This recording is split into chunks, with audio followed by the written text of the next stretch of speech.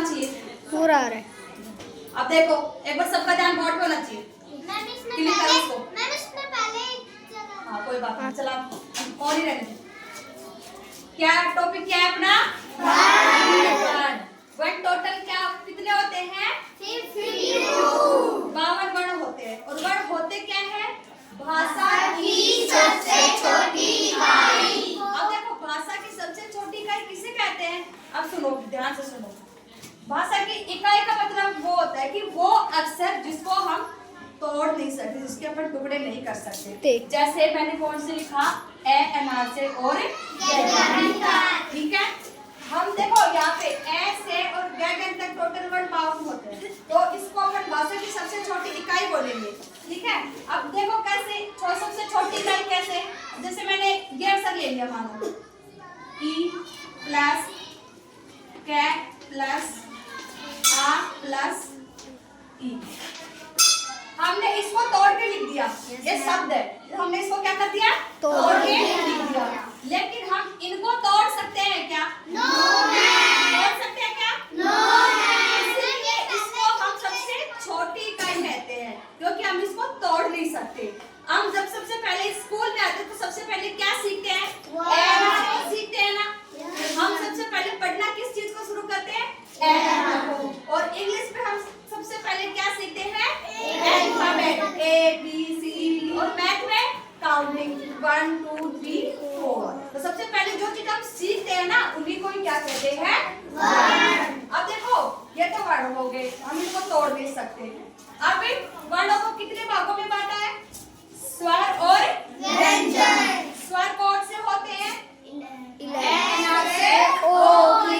और इनकी संख्या 11 होती है। व्यंजन कैसे है तक, इनकी संख्या कितनी होती है? 33। अब जो हमने 52 लिखे थे ना, हमने इन्हीं को ही डिवाइड किया है, अलग से नहीं किया, ठीक है ना। 52 में से आधे इधर कर दिए, कुछ इधर कर दिए और कुछ इधर कर दिए। अब ये जो ऐसे ओघ तक वर्ण होते हैं, इनको बोलते हैं स्वर। और जो कैसे है तक वर्ण होते हैं, उनको बोलते हैं व्यंजन। अब देखो ऐसे ओघ तक इनका काम क्या है? इनका काम है मात्रा देना। क्या काम है? मात्रा देना।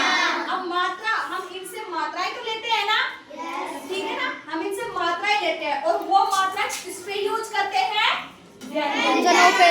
देखो ये सारे व्यंजन ही तो है ना, कैसे और है, कैसे और गैगाली तक के सारे अक्षर है ना इसमें, है ना।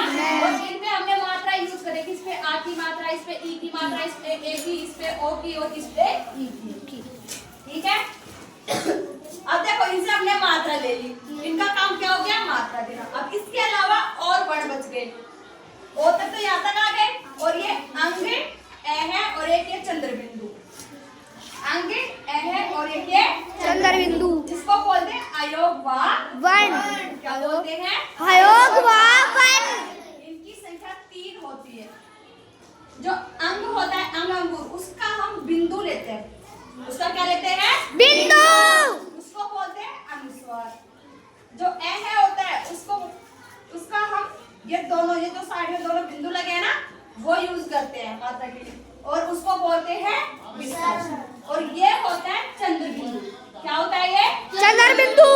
इसको बोलते हैं अनुनासिक। इसको चंद्र बिंदु भी बोलते हैं और अनुनासिक। अब इसको चंद्र बिंदु क्यों बोलते हैं? क्योंकि ये जो है ना, चांद के जैसे आकार की होती है, चांद के जैसे आकार पे बिंदु रखा होता है, ठीक है ना। मतलब चांद पे मान लो बिंदु रखा है, तो इसको बोलते हैं चंद्र बिंदु, ठीक है।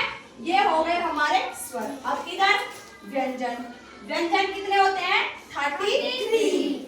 33 कौन से? कैसे है तक। जो कैसे कै खे गे चे छे झे वो वाले और है तक, ठीक है। अब इनका काम क्या होता है? ये व्यंजन एक दूसरे से जुड़ के शब्द बनाते हैं और शब्द एक दूसरे से जुड़ के क्या बनाते हैं? वाक्य। क्या बनाते हैं? वाक्य। अब शब्द तो कौन से हो गए? अब देखो ये भी एक शब्द ही है, ये भी एक सिंगल है तो शब्द है, ये भी शब्द है, ये भी शब्द है और ये भी शब्द है। क्योंकि इसमें देखो 2 व्यंजन है, एक तो बै और एक से, और उसपे स्वर का यूज किया हमने, आ की मात्रा का, ठीक है। अब ये जो शब्द, ये शब्द, ये शब्द, ये शब्द, ये शब्द मिलकर पूरा क्या बना रहे हैं? एक वाक्य। क्या बना रहे हैं? वाक्य।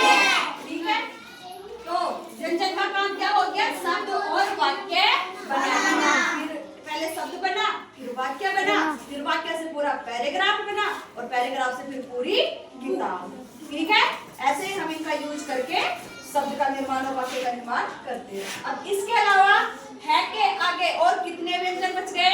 4। कितने बच गए? 4। अब वो कौन कौन से हैं? छ, और से। इनको बोलते हैं संयुक्त व्यंजन। क्या बोलते हैं इनको? संयुक्त व्यंजन।